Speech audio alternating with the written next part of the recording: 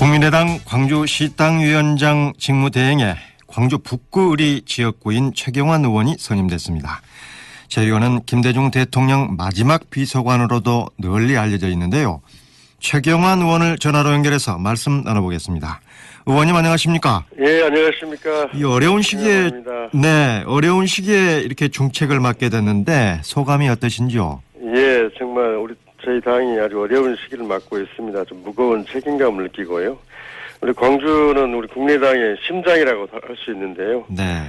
다시 광주 시민들의 신뢰, 마음을 얻기 위해서 최선의 노력을 다하겠다는 그런 생각을 하고 있습니다. 네. 각종 여론조사를 보면은 국민의당 지지율이 호남은 물론이고 또 전국적으로 많이 떨어진 상태 아닙니까? 네. 의원님께서는 그 이유가 어디에 있다고 진단을 하십니까? 여러 가지 이유가 있을 텐데요. 지난해 3당으로 이렇게 만들어 주셨는데, 총선 이후에 리베이티 사건도 있었고, 또 대선을 거치면서 제보 조작 파문도 있었지 않습니까? 네. 그런 것들이 영향을 미쳤다고 보고, 무엇보다도 과연 국민의당이 무엇을 하려고 하느냐, 또 어떤 당이냐 하는 그 목표와 정체성 부분에 대해서 우리 시민들이 분명한 모습을 보여주지 못한 거에 대해서 좀 회의를 하고 있는 것 같습니다. 네. 그런 부분들을 우리가 분명히 해야 될 때가 됐다 이렇게 생각하고 있습니다. 네. 원인을 알면 또 이렇게 쉽게 또 고쳐지지 않겠습니까? 네. 원인을 몰라야 이게 오래 가는데 예. 또 이렇게 정확하게 진단을 하고 계시니까 네. 좋아지지 않겠습니까? 네. 네. 이제 광주시당 위원장으로서 어찌됐건 이 광주 지역 지지율 회복을 위해서 또 노력을 해야 되지 않겠습니까? 네. 어떤 방안이 있을까요? 지난 5월 9일 대선 이후에는 광주 시민들이 이제 그만 합당해라. 네. 민주당 합쳐라. 그리고 또 탈당을 하지 그러냐 이런 이야기들이 나왔는데요. 최근에 이제 국회가 운영되고 보면서 시민들의 생각이 많이 이제 좀 정리가 되는 것 같아요. 네. 무슨 말씀이냐면요. 다당제의 필요성, 그리고 합의제 민주주의의 그 필요성에 대해서 시민들이 많이 동의하고 있고, 거기에서 국민의당의 역할이 있다. 이런 점을 많이 인식하기 시작한 것 같습니다. 네. 그런 점에서 우리가 목표를 분명히 하고, 또 정체성을 분명히 한다면, 시민들도 그 필요성을 인식하는 것만큼 지지율도 올려주시지 않을까 이렇게 생각하고 있습니다. 네. 어찌됐건 이제 현재로서는 지금 당의 상황이 상당히 좀 어려운 지경인데 네. 또 지방선거는 계속 이렇게 다가오고 있지 않습니까? 네. 한 10개월 정도 남았는데 네. 광주시당 위원장으로서 어떻게 준비를 해 나가실 계획이십니까? 그렇죠. 가장 중요한 목표는 내년 6.13 지방선거를 어떻게 승리하느냐는 문제인데요. 네. 지금 광주시당 당원들 한 3만여 명 됩니다. 앞으로 올해 내 노력해서 한 배로, 한 5, 6만으로 이렇게 당원들 참여를 좀 늘려볼까 하고 있고요. 무엇보다도 경쟁력 있는 후보를 발굴하는 게 중요하겠죠. 네. 그리고 시민들이 우리 시당에 대해서 광주를 위해서 얼마큼 일하느냐를 보고 싶을 텐데요. 당장에 이제 한 3대 현안이 있다고 생각합니다. 이른바 광주 예산. 이번에 광주 예산 얼마만큼 정기국회 확보하느냐. 두 번째로는 5.18 특별법을 통과시켜서 진상규명 노력을 하느냐는 문제하고, 네. 또 금호타이어나 기아차나 또 우리 광주 기업들이 어려움을 겪고 있잖아요. 네, 그렇죠. 광주 산업호 이런 세 가지 현안이 있다고 보고 올 정기국회 때 이 부분을 집중적으로 노력을 해서 시민들이 다시 국민의당을 좀 괄목상대할 수 있도록 해보겠다는 생각을 가지고 있습니다. 네. 아무튼 이제 위원장으로서 어깨가 많이 무거우실 것 같은데 네. 내년 지방선거 승리를 위한 어떤 보관이 있으신지요? 예, 지금은 이제 더불어민주당 일변도로 나가고 있는 경향이 있는데요. 시민들의 마음이 선거가 다가오면은 여러 가지 정리될 수 있다고 보고, 아무튼 더불어민주당과 국민의당이 1대1 대결 경쟁 구도를 만들어 나가는 게 중요하다고 생각합니다. 시민들이 과거처럼 일당 민주당이 기호 2번에만 찍어줬던 이런 과거로 돌아가려고 하는 그런 마음도 없으신 것 같아요. 그런 점에서 1대1 그 대결 구도, 경쟁 구도를 만드는 것. 무엇보다도 시의원, 구의원 후보들도 중요하지만 시장 후보, 광주 시장 후보를 정확히 지지를 받는 후보를 내는 거, 이런 게 중요하다고 생각하고 있습니다. 네. 앞서 이제 의원님께서 광주시를 위해서 세 가지를 그 말씀을 하셨는데 금호타이어 해외 매각 문제 해결, 또 네. 내년 정부 예산, 그리고 이제 5.18 문제 해결인데 네. 하나씩 좀 여쭤보겠습니다. 네네네. 뭐 잘 아시겠지만은 지금 광주는 금호타이어 해외 매각에 대해서 정말 각계각층에서 반대 목소리가 지금 굉장히 큰 상황입니다. 네. 그렇지만 문제가 지금 해결되지 않고 있는 상황인데 국민의당에서는 이 문제를 어떻게 풀어나가실 계획이십니까? 아주 중요하고 좀 심대한 문제라고 보고 있고요. 네, 우리 광주만 아니라 전남까지 곡성의 공장도 있지 않습니까? 그렇죠.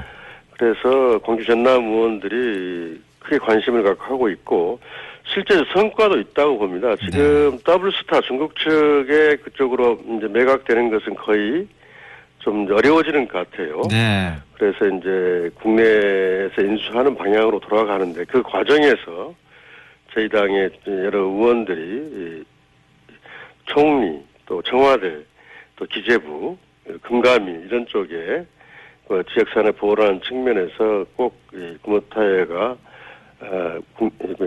매각 문제 신중해야 된다. 특히 저희들이 염려하는 것은 금호타이어가 거의 세계적인 기업으로서 기술 수준이 아주 높습니다. 그렇죠. 이게 중국으로 들어갈 경우 중국은 그쪽으로 들어가게 되면은 중국 전 타이어 업체로 기술이 보편화돼 버려요. 그러면 네. 우리 타이어가 경쟁력을 잃게 되는 거죠. 그런 점에서 아마 이제 중국 더블스타 매각은 거의 좀 어려워지는 것 같고 국내에서 다시 논의가 진행되는 것 같고 계속 좀 긴장감을 놓지 않고 관련 부처와 소통하면서 우리 향토 기업인 금호타이어를 보호하는데 모든 수단을 강구해 나가도록 하겠습니다. 네, 꼭 좀 그렇게 해주시기를 바라겠습니다. 네, 네. 그리고 이제 내년도 정부 예산안에 이제 광주적 SOC 예산이 대폭 삭감이 돼서 사실 그 시민들의 우려가 커지고 있습니다. 네. 현재 이제 광주적 국회의원은 이제 모두 국민의당 소속 아닙니까? 네. 이 국민의당의 역할이 상당히 앞으로 클 것으로 이렇게 기대가 되는데. 예, 그렇습니다. 네. 지금 저도 이제 국토교통위원회에서 이 예산들 면밀히 살펴보고 있는데요. 네. 그 전국적으로 전체적으로 20% SOC 예산이 축소됐어요. 그렇죠.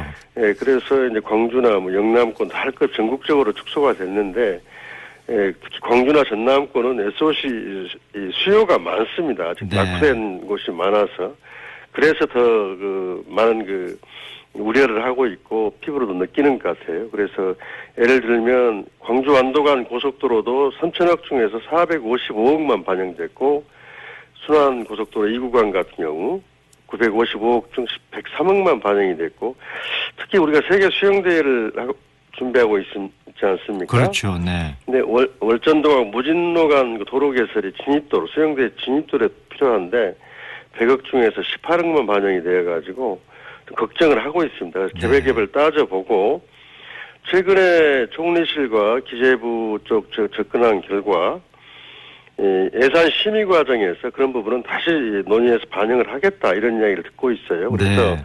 이번 정기 예산 심의가 무엇보다 중요하고 광주시하고도 꼭 필요한 부분이 뭔가 그냥 그런 부분들을 잡아서 그런 우려와 걱정들이 줄어들 수 있도록 최선을 노력을 다하겠습니다. 네, 지금 민주당하고 광주시하고 그 예산 관련 정책 협의회를 하기로 했다가 지금 그 국회 문제 때문에 어제 이제 조금 무산이 됐는데 네. 국민의당에서도 이제 의원님들과 이제 이 광주시 간에 어떤 정책 협의회를 좀 하셔서 네. 그 광주시의 의견을 좀 충분히 듣고 국회에 가셔서 좀 이 문제들이 좀 잘 해결됐으면 하는 그런 지금 바람인데요. 그렇게 개별 하고 있고요. 조만간 네.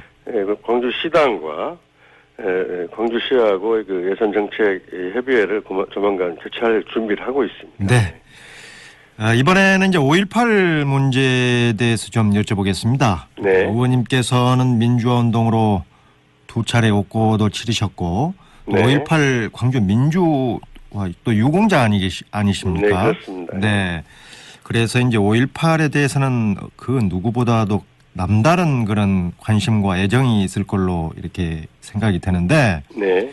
이번에 의원님께서 이제 5.18 진상규명 특별법을 발의하셨죠? 네, 그렇습니다. 네.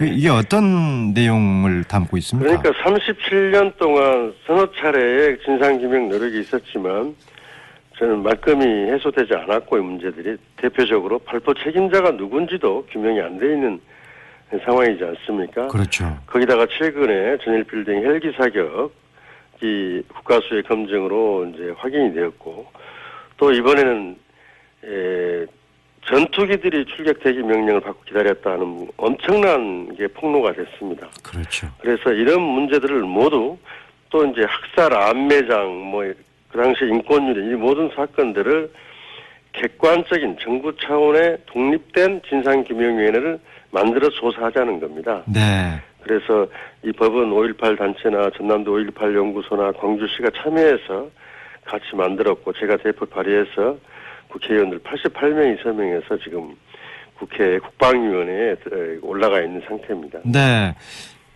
그동안 이제 그 5.18에 대한 어떤 진상 규명을 위해서 의원님께서도 말씀하셨습니다만은 여러 가지 노력이 있었습니다만은 전혀 실효가 없었지 않습니까? 네. 성과도 없었고요. 그래서 이번에 이제 의원님께서 5.18 진상규명 특별법을 발의하셔서 이게 이제 얼른 통과가 돼야 되지 않겠습니까? 네.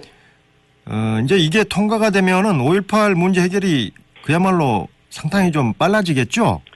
그렇습니다. 이번에 이제 5.18 문제를 그 논란을 종집을 찍을 수 있는 아주 중대한 국면이 왔습니다. 네. 어제 본회의장에서 이낙연 총리님하고 잠깐 이야기를 했는데요. 네.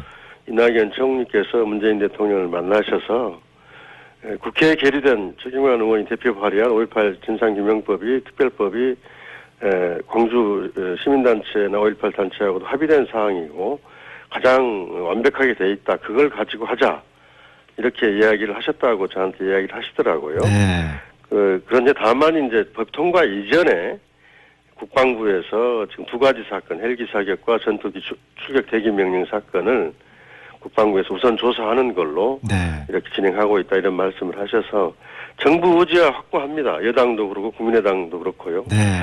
지금 바른정당이나 자유한국당도 반대할 이유와 명분이 없습니다. 그래서 바른정당은 전향적인 자세를 보이고 있고 자유한국당도 관심을 갖고 동의를 해줄 걸로 기대하고 설득을 해나갈 생각입니다. 네. 아무튼 하루빨리 좀 법안이 통과됐으면 하는 그런 바람입니다. 네, 그렇습니다. 네. 문재인 정부 들어서 이제 5.18 문제 해결을 위한 노력이 계속되고 있는데 의원님께서는 어떻게 평가를 하십니까?